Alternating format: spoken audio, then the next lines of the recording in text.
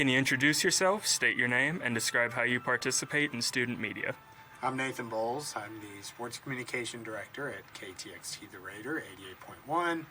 In that job, I call Texas Tech home soccer, softball, volleyball games, cover other sports like football, men's basketball, and women's basketball, and host 3 and Out Sports talk show, and am the liaison between the station and Tech Athletics.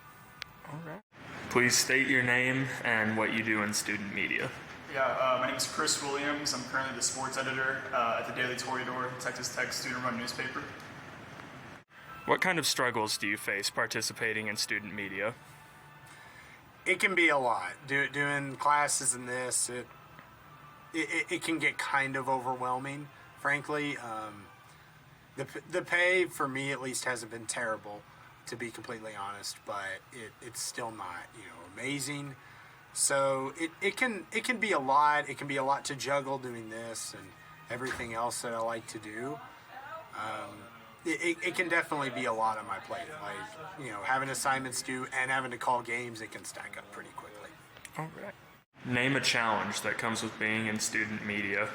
I would say a challenge that comes with being a student journalist is just when you're reaching out to sources, they wouldn't give you the urgency or the timeliness as you would get, as a professional journalist. So I would say just kind of that, the respect and the priority you have as a student reporter would probably be probably the biggest challenge I've faced.